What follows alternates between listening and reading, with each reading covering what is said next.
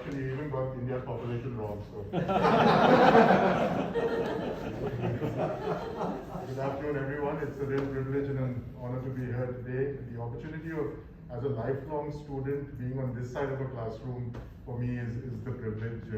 It's rare, and you'll find out why I'm never on this side of the classroom.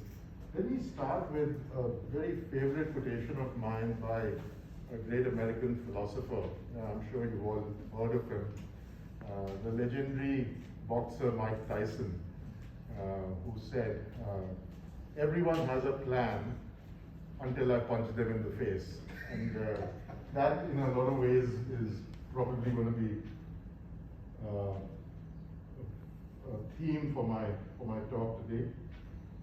My plan today is to share my life experience.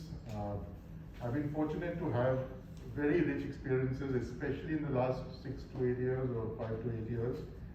I'm very fortunate to be around here to share them with you. So both those things are part of what I am.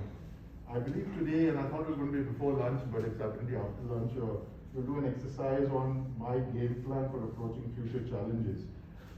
It is very good to have game plans and do them. I'm sure it'll be useful. I'm sure the whole workshop of designing and planning your life is useful. So don't take Mike Tyson too seriously. I call him a philosopher, nobody else does. 3 quick points of order.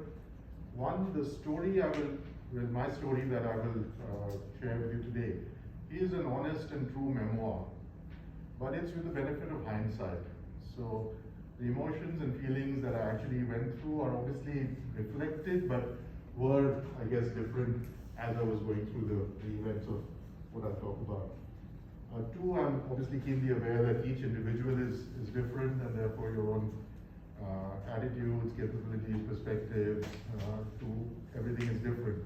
So my plan is not at all, or my intention is not to suggest or recommend something that you people should be looking at or doing, but if anything resonates and if there's any lesson you can pick up from it, that's great. But as I said, I'm sharing my life story in a genuine, true way, because it's a good story. It's definitely a good story.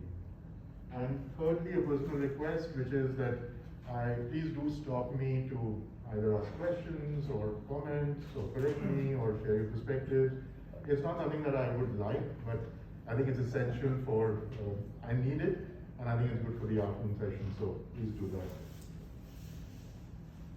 So life has a way of throwing those Tyson-like punches, and I think all of us are differently aware of it. And the near knockout punch that I was delivered happened 5 years ago, roughly. So that's what I'll really talk about. But let me, to begin my story, go back a little further back in time to give it more context. But I'll quickly come to the pivotal events, if you like, the life-changing event, as Abhijit called it. So as you people have guessed, I am from India. I was born in India. I've been proud to be Singaporean now I've been here for 21 years and been Singaporean for 15. But I was born in India, and my dad was a civil servant, which meant that in the first 13 years of my life, we stayed in 6 different cities, and I went to 6 different schools because it was a transferable job.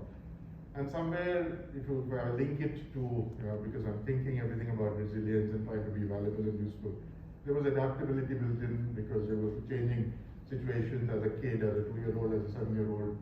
Friends were coming and going, and places that we were living in were coming and going. So it was a good life, which I enjoyed from that perspective.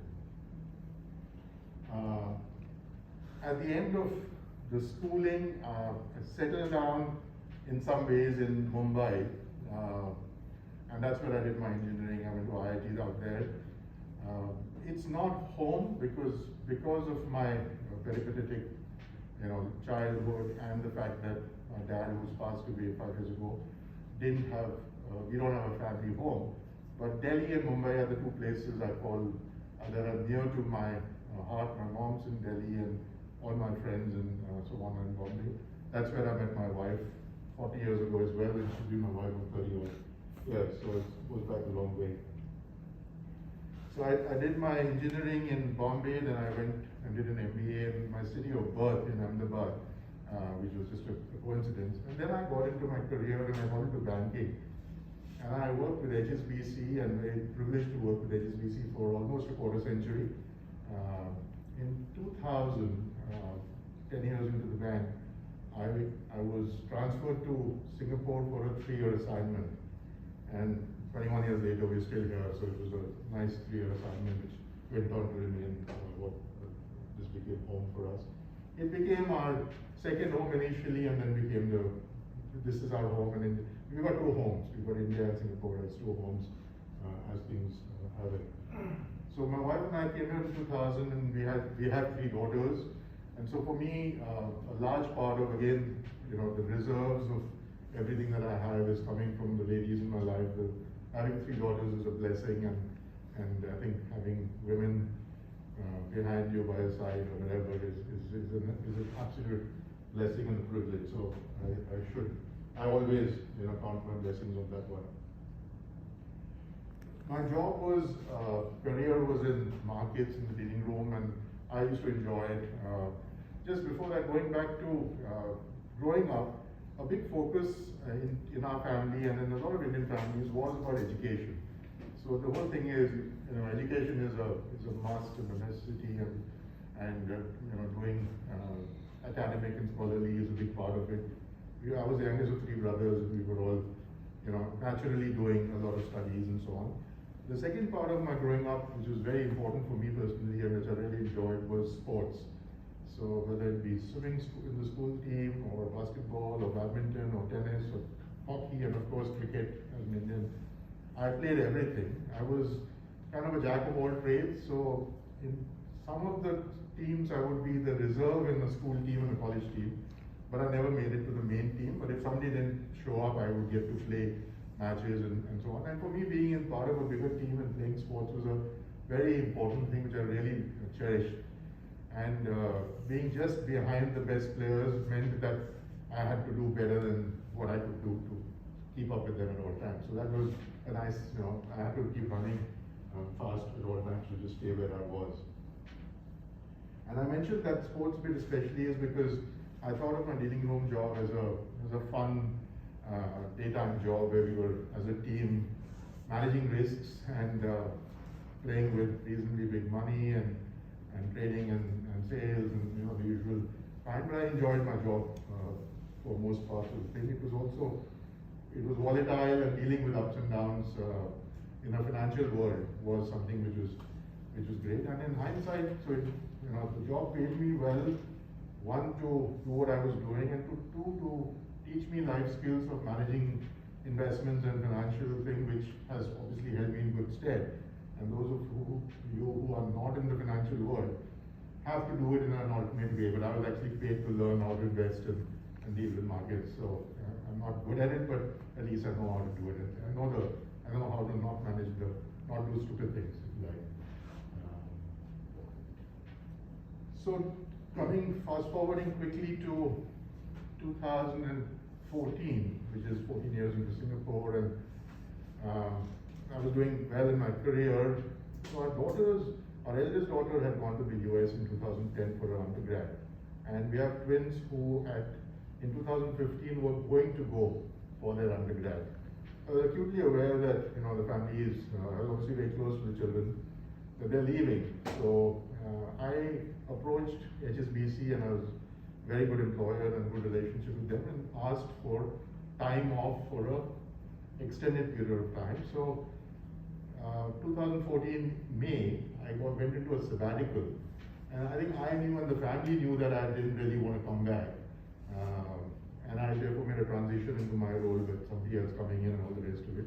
So I went on a sabbatical in May 2014, eventually leaving the bank in 2014 December, which was 6 months later, which was planned in my head. Because what I started the sabbatical with was a road trip which my eldest daughter, she graduated from Claremont in California, and she found herself an internship in New York, and said, Papa, I want to spend the next 1 year in New York, or next phase of my life in New York. How do I carry my 4 years of luggage and so on? So I said, not to worry, we'll drive you there. So it started with me anyway free from corporate responsibilities, and her, and for a little while, my initial first couple of weeks, my wife, because she was busy at work in Singapore, she couldn't take she didn't have the freedom of the break that I was taking.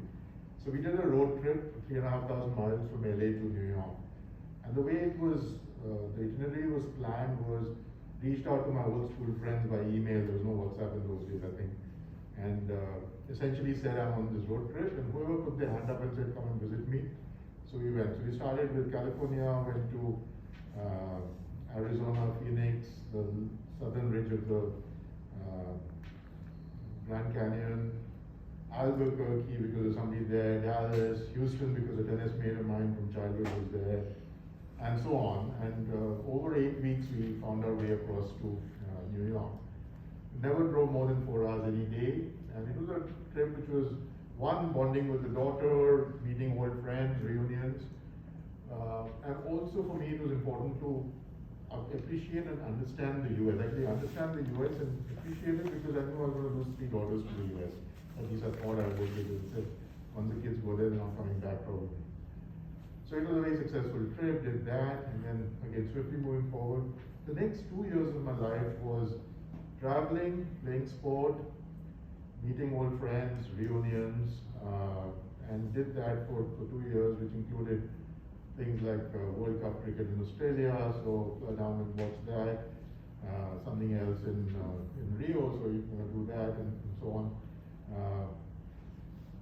And so much so, and I was playing a lot. I was playing a lot of tennis, golf, swimming, and doing yoga 7 days a week. I had joined the cricket club, and I was part of the cricket club tennis team and a part of the cricket team. There are lots of teams, so getting into a team wasn't difficult in that sense.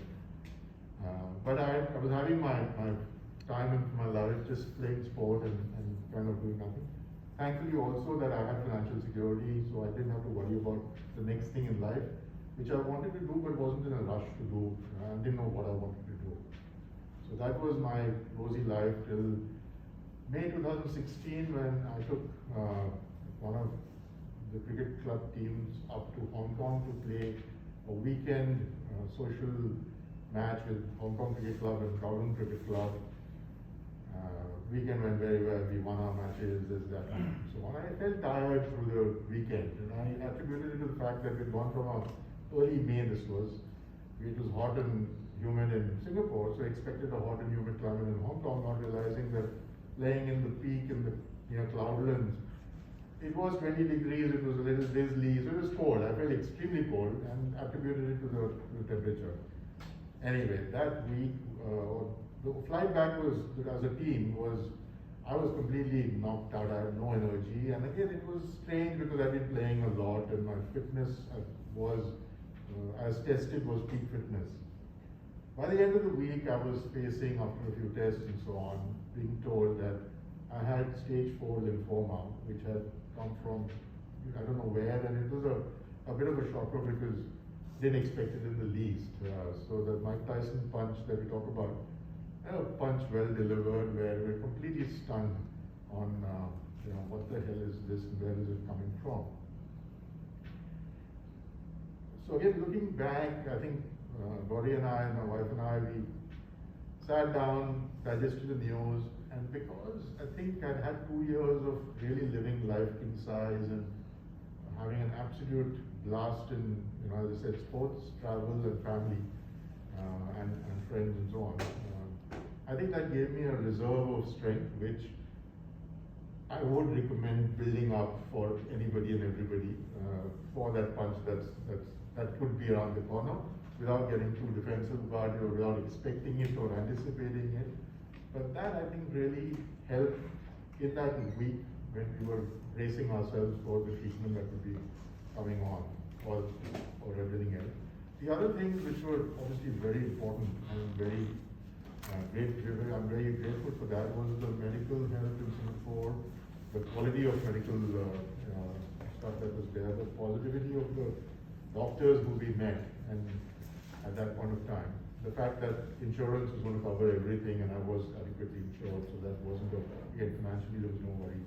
I remember this one incident that at the Onco clinic on our first day down there, which it was an hour after we'd been told that, stage 4 lymphoma. I didn't know what lymphoma was, didn't know what stage 4 was. And there was this, the atmosphere in the clinic was very positive. And there was this gentleman, an oldish gentleman. I mean, he's probably a few years older than me, not very, but people look older than, or you think you're younger than when you look at people. He was in his shorts and a t-shirt and running shoes. And there was a loud discussion about, so he was flitting from one doctor's room to the nurse and this, that. But the basic discussion was, and our doctor, when we went and met him, that Mr. Tan, or whatever his name was, no, Mr. Tan, you can't go for your marathon this weekend. So basically, the whole story was about how he is in his last chemo and he wants to go for his marathon. So it left behind, not left behind, but it's something I remember really well, about associating a doctor's clinic not to anything adverse, but to, oh God, the poor guy cannot go for his marathon, and so on. So, and that was an experience I felt throughout as I went into my treatment. But so looking at those few months as we set on to immediately start our chemotherapy and oral steroids and chemotherapy, I had no idea what it was going to be and what it was. So there were some tips or not some tips, there was some clear guidance on what it would do. I was very averse to reading up on Google on what the hell it was about. And I said, I'm not going to do that because I'll talk to the doctor, he's approachable and accessible. I'll talk to medical people who I know, but I'm not going to read about it because I don't know what I'll read and it's something untrusted. But that experience of the first month and the subsequent month, the best analogy for that would be riding a wave and surfing in the sea. Now, as a child, I used to love swimming and I used to love it in Bombay and other places where there was the sea. I would always be ready to jump into as deep a sea and go and try and ride the waves and love it and get smashed around, especially in monsoon times and so on. But I enjoyed that. I always enjoyed that as a kid. So my analogy was, that's what it's doing. And when my girls were growing up, they were very small, and I used to take them also into the sea. Always my advice to them, which I got from somewhere, wherever it was, that in the sea, you can never sink, drown, because of this science, soil, water. You can never drown unless you panic. So if you don't panic, and always keep your head above, naturally, and that's why dogs can swim and babies can swim and so on. So it was like riding a wave, but you won't drown was a kind of a subliminal message in my head throughout. But it was pretty tricky the first cycle because, again, as a sportsman who's just come back from playing, or just been till a week before been playing 7 days a week, on the first cycle my muscles were giving up on me. So I would walk down, we stayed in a two-story house, and I walked down to the gate, and I wouldn't have the energy to walk back up again. That was quite a bit of a shocker. So it was a tricky time, it was a tough time. I wouldn't at all say it was easy, also because it was very unknown. I didn't know what the hell. So when I go out to the gate, I don't think that I won't have the energy to go back. I'll have to sit for 5 minutes and then go back and so on. But then, by the time the second cycle came a month, actually in the first cycle itself, the other thing that happened is within a week of so there was 1 week of chemotherapy and then 3 days more you get the full effect of it. My system completely packed up and I was rushed into ER and spent 5 days in the hospital thereafter in the first cycle. So it was a bit of a shocker, but to me, once you are there and there's a saline and so on, you feel safe because you're in a hospital and they're looking after you. But it was I do remember those feelings of not sure what the hell, something being sucked out of my body, not sure what it is, but it was kind of a pretty harrowing time the first cycle, but went through that. Was better prepared for the second cycle because I kind of knew what's going to happen. And that helped, and looking back in time on the first month and saying, okay, when the second cycle passed, I said the first cycle was bad, the second was not so bad. So it became, one of those kind of comparisons. So it reminds me of something that I always did as a child. We used to be told, okay, this is a line. You've got a pen in your hand. Without touching the line, how do you make it smaller? Any guesses? I'm not allowed to use an eraser. I'm not allowed to touch it with a pen. I'm not allowed to hide it like this. Well, I mean, sorry? I can move further away as a perspective, but in physical thing, the one way to do it is to do this.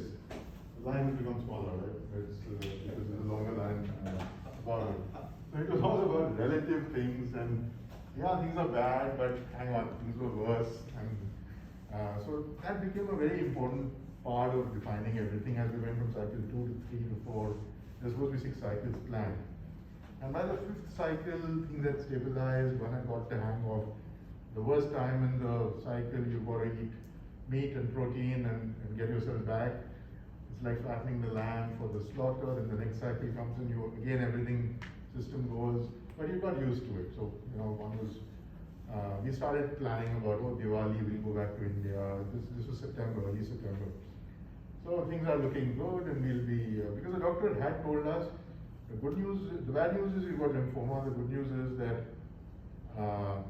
it's the best cancer to have because statistically 93% is that recovery chances if you diagnose it correctly, which they did, if you give you the right treatment, which seemed to be correct. So it looked like we're getting back on track. So it was going well. And that's when one is pretty comfortable with lightning does not strike twice in the same place, right? So pretty cool. Didn't know the punch has happened, the jaw is broken, is being mended, and so on. And that's when I guess the second bolt of lightning happened in September 2016, which was 5 months into the treatment.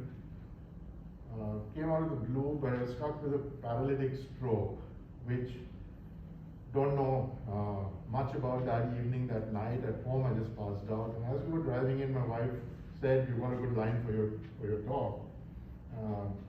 Since that day, this is the next time I'm coming to NUS. So apparently I was brought by ambulance. My wife brought me to 100 meters away from where we are right now.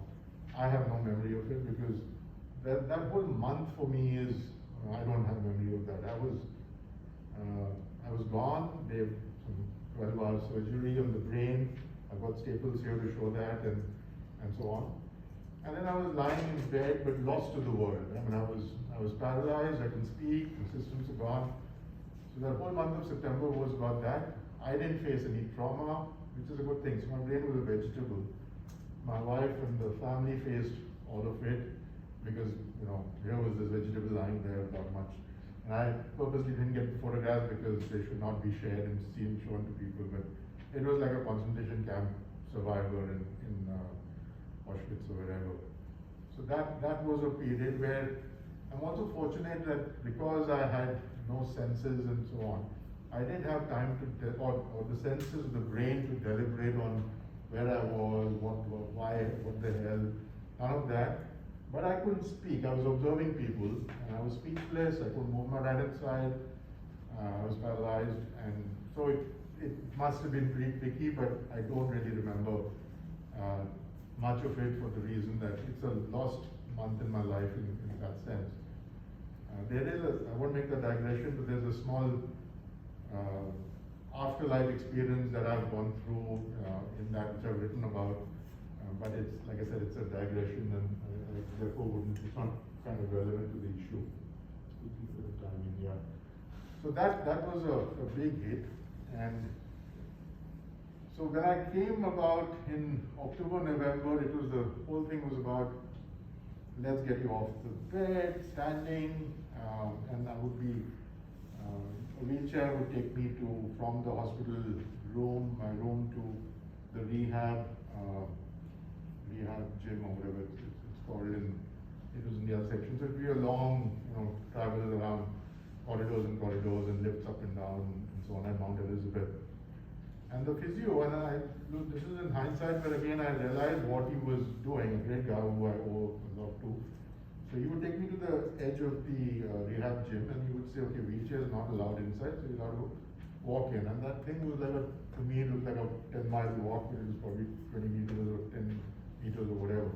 But, I would be forced to, so defend, but I couldn't, I was incapable of walking, but he would make me do that, then he would Anyway, I never liked treadmills, I liked sports. But he would put me in a harness and put me on a treadmill, and it was a pitiable sight because, I had no strength, I couldn't walk, but they were very much with me to, put me on and so on. And then one day, I'm sure it was designed and engineered, but I remember it as a bit of serendipity where suddenly a ball was given to me, and my eyes just lit up. And next thing that I was doing, and I'm pretty sure I'm exaggerating it, and it's probably 10 days collapsed into one in my head. But I was picking it up and bouncing the ball and like kind of walking through cones and so on. Like I said, it happened over a period of maybe a few days or a week. But the fact that it was sports rather than treadmill and so on just got me, and that got me really excited too. And then I started talking about, one, I want to get back home, and two, I want to get back to the sports field. On the other side, what was going on is my cancer hadn't gone away, obviously.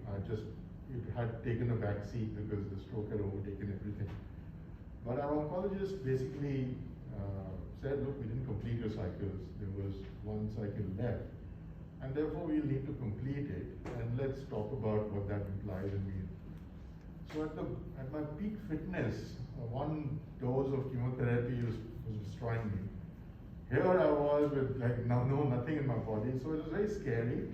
He talked about organ failure, potentially this, that, the other, but the advice was you should complete it because if you don't complete it, then the lymphoma is not completely gone, although the PET scan had shown 96% gone, but the chances of it coming back medically were very high. So that period was about deliberating, making those decisions with the family, and really looking at it and saying, how the hell do we do it? And that's when I resorted again to the lion thing of thinking back of the month lying in, I was totally conscious, how much worse can things get was really the way I was looking at it relatively. Luckily managed to complete the chemotherapy, which was, the daughters came back from the US to stay with me and hold my hand for that whole month. A very critical month of how do I go through this Christmas and New Year's in 2016.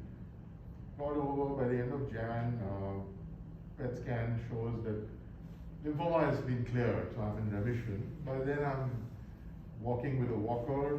I'm home, of course, by December. So I'm limping my way back to recovery, slow and steady.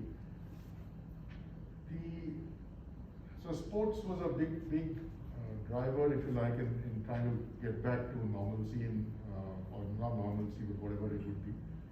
The other thing was, and I didn't mention it, when I left banking, the one thing that I wanted to do was go back and study. And what it was, I didn't know, but I said not finance because the only thing I know is finance, it's got to be something else. And that's when, interestingly, I discovered that Abhijit and his wife Anju were at this program at Stanford, the DCI program. I didn't know much about it at that stage. But that got me excited because it was not a specific field, but a broad-based liberal arts kind of a learning in at our age of 50 plus. So it was like as they say, a ghost kind of got into my head. I want to go into that program. So starting January, February, I started applying for it. And I made it a mission that I have to. So essentially the message really to me was I was putting, so they say it should be about a journey, not the destination. But at that point of time, I was putting a destination out there, a goal, and saying that's what I want to get to. And then, getting the support for the journey and making my way forward. So I gave my application from, hospital and so on. When I say my application had actually joined, my wife had a stronger CV than I did. And if you apply as a partner and both go through, it's a better chance. So she was obviously correctly more preoccupied by other things like looking after a very demanding husband. But I was into this focus of I've got to do this. So I do her CV, her application, my essays, and so on, and make the application.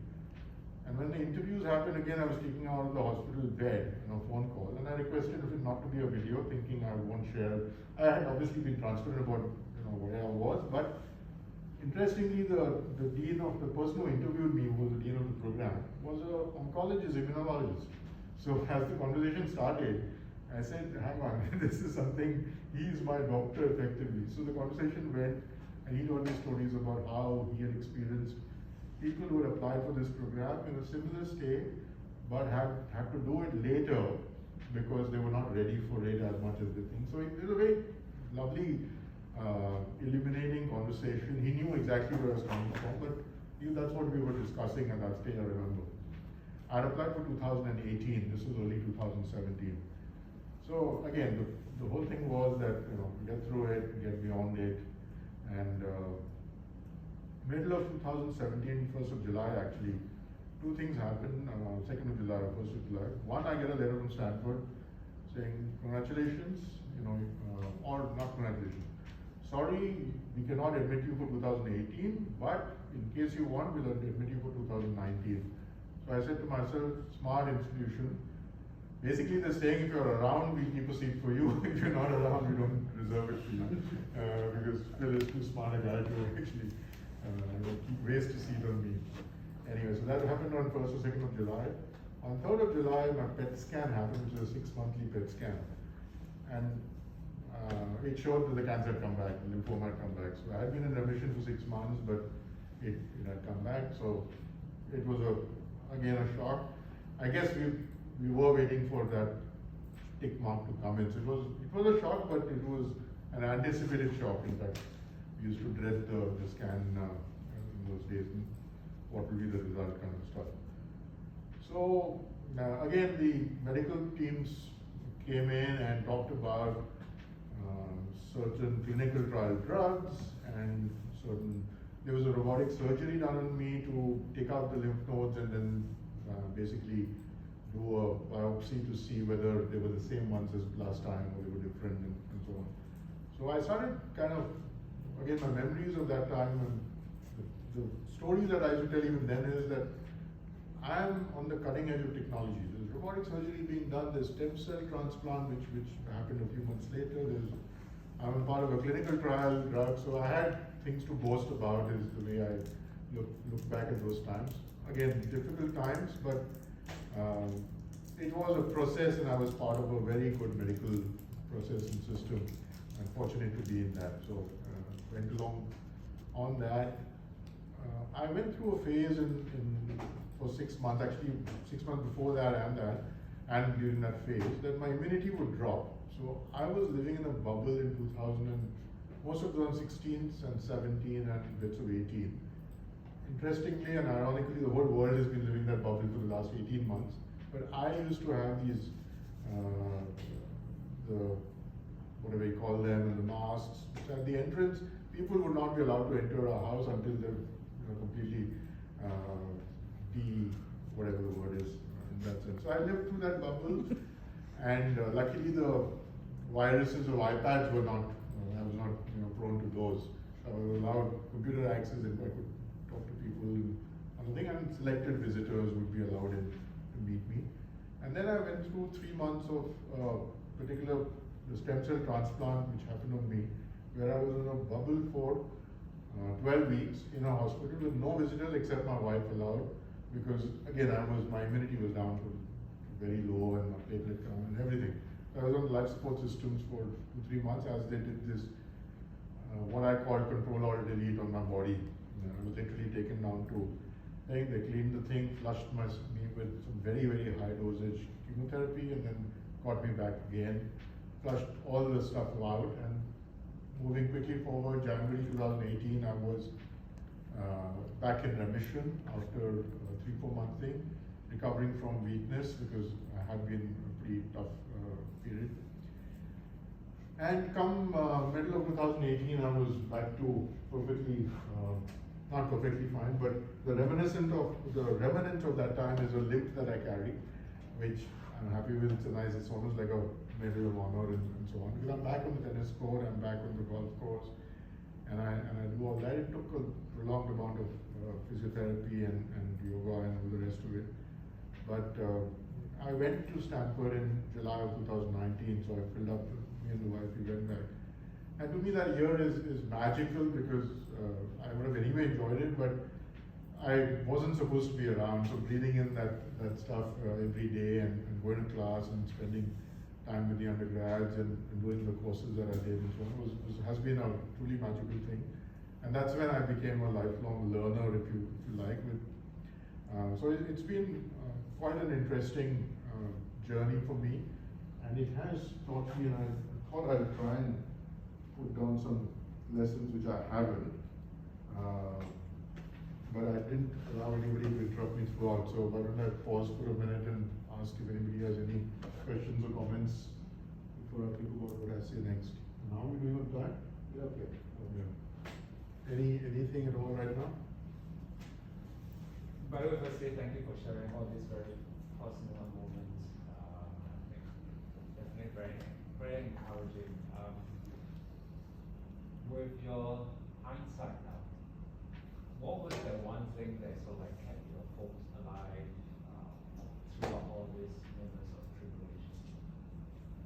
So hopes alive, I would say, was the comfort and the confidence in the medical system in Singapore, and the fact that the doctor and all the rest of it, they were giving me the hopes of, this is what we need to do, and there was full communication, and I was reading up a lot of the stuff that they were sending me papers actually as well, and I was actually going through that, which is, I didn't understand too much of it, but I actually did some courses. So that was one aspect of the hope of it. I think the resolve to hang on or hang in there really came from, I would say, two things, not necessarily in the order since my wife is sitting there. One is the family and the loved ones and the friends and the relationships that I've had and who stuck with me and phenomenally encouraged me throughout. And the second was, I really attributed to those 2.5 years that I spent living life. I said there's so much to live in life. And I keep thinking of this, if there's any time when I kind of get into this mode of, not negative reflection, but reflection, I think about what would have, I try to stay away from why me, why is this, that, and the other. In fact, I keep thinking about, if I had been going to office till the weekend when the cancer hit me, I don't know what I would have done. I had 30 months to enjoy, and then it hit me. So that reserve of energy, I think, with the draw of going back and living that kind of a life and more, I think the combination of those is what gave me the reservoir of strength and in a big way. And therefore, like I said before, and I'm repeating myself not very eloquently, but that's clearly at all times creating a box full of positive. So everybody doesn't. I don't actually believe in this concept of bucket lists, but keep ticking your bucket lists off, because not only are you, it's not because you don't think something crazy is going to happen or you're going to kick the bucket, but because of the fact that those memories are useful to want to recreate as a resolution. So for me, that's been a big part of, I think, hanging in there.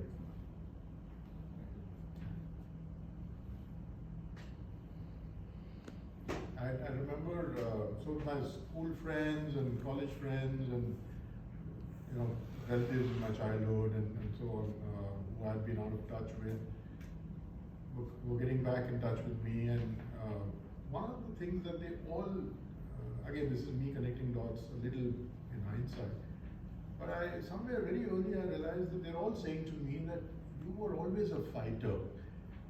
And so, I think one person said it, and another person said it, and a third person said it, and it was, looking back, it sounds to me that it's almost coordinated. And I didn't think of myself as a fighter, but when some 7 important people of my life, important in some point of time in life, but not necessarily the people around me right now, were saying that, I started thinking, maybe I was a fighter, and that actually really helped.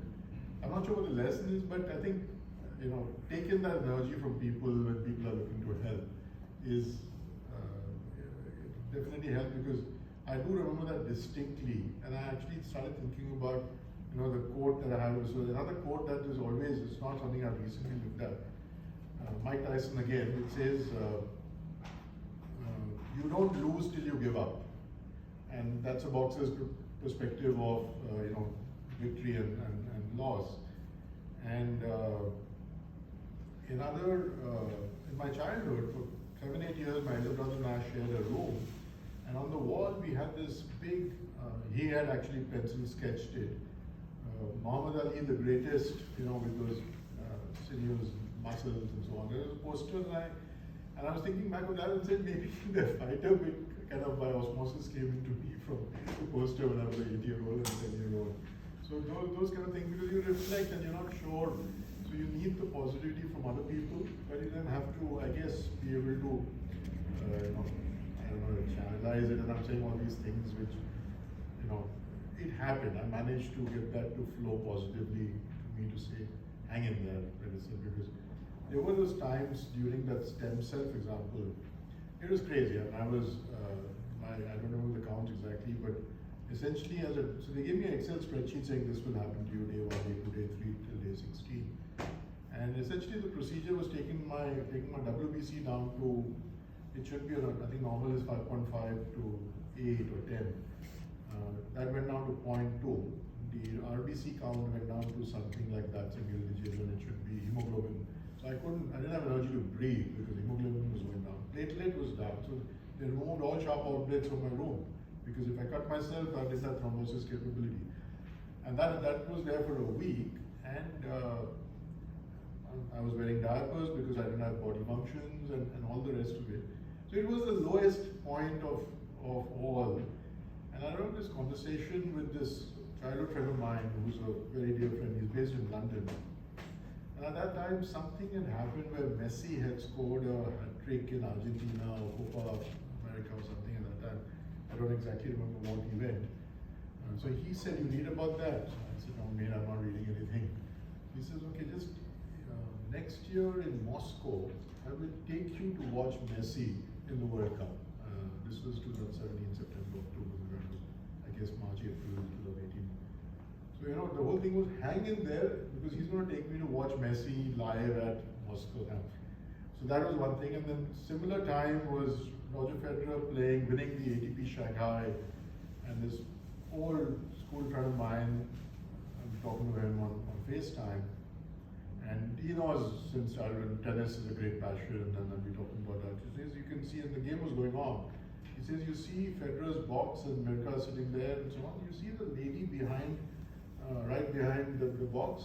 So I said, yeah, the Chinese lady, that's my wife Sharon. Next year, ATP, I'll have you sitting next to her behind that box. I said, mate, this is, so hang in there for, so people say you get spiritual in times of, when death faces you. For me, it was going to watch Federer and going to watch Messi as opposed to any spiritual, longings to do anything. But so I think those kind of things I remember them distinctly because I want to hang in there for not just my relationships with my families and so on, but to go back and go back to school, go back and watch sports and play sports and so on. So to each his own. To me, that was a very important part of,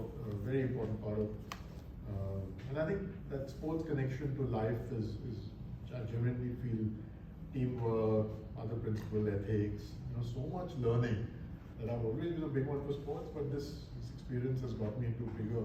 You must make it mandatory. When I used to hire people, I used to check whether they play the sport, and while it was not a make or break criterion, but if somebody played actively a sport and a team sport, to me it was a big tick mark in terms of hiring people, because I think people who work in teams, resilience, winning and losing, victory, success, ethics, and teamwork, of course. So there's so many things in sport which are so important that, and resilience is a very big part of that, right? I mean, you get taught how to win or lose. So your words are music to the two people who are from Sports Singapore here. Okay, right. Because of the mask, the first gentleman I met, was it? Okay. Yeah. That's good. Yeah. I'm a big one for active SG. Okay. Any other questions? There's one part of him which he didn't talk about. He's incredibly stubborn. He is so stubborn that I think the first month his wife told him not to get on a bicycle to go to Stanford. Mhm. He got on it, he fell and he broke his arm. That's how I managed to get So- into ER in Yeah, Stanford so he Hospital. visited Stanford ER. So, there, I don't know, I mean, Yeah. there is still a certain just stupidity, stubbornness, right? Yeah, but luckily you wore your helmet. I mean, otherwise you'd be kicked out.